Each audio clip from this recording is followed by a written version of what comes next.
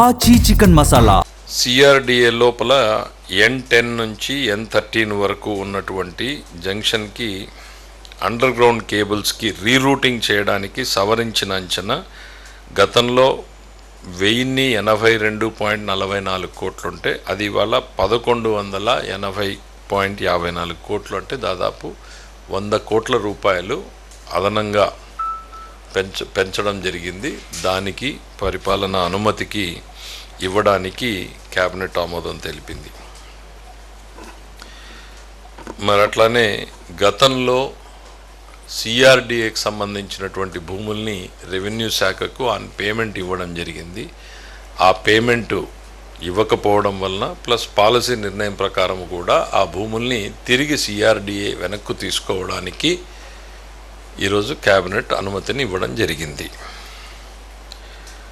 Then land pooling scheme కింద రైతులు కొన్ని ప్రాంతాల్లో యాన్యుటీ అమౌంట్ని పెంపు కొంత కోరారు. ప్లస్ వాళ్ళ అప్పుకి కట్ ఆఫ్ డేట్ ఏదైతే ఉందో దానికి సంబంధించినటువంటివి కొన్ని ఎక్స్టెన్షన్స్ అడుగున్నారు. So land pooling scheme effective implementation కోసం అవన్నింటికి కూడా క్యాబినెట్ ఆమోదం తెలపడం జరిగింది.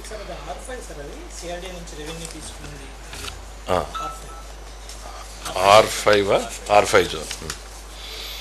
దెన్ నెక్స్ట్ సిఆర్డిఏకి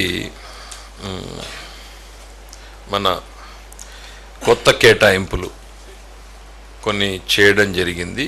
అంటే ఏదైతే అథారిటీ తీసుకున్న నిర్ణయాన్ని ఇవాళ ఆమోదించడం జరిగింది. దాంట్లో ప్రధానంగా మనకి 4-5 అంశాలే ఉన్నాయి. ఒకటి సెబీ ఏదైతే security exchange board of India ఉందో వాళ్ళకి ఒక 1.5 ఏకర్స్ ఇవ్వడం జరుగుతుంది.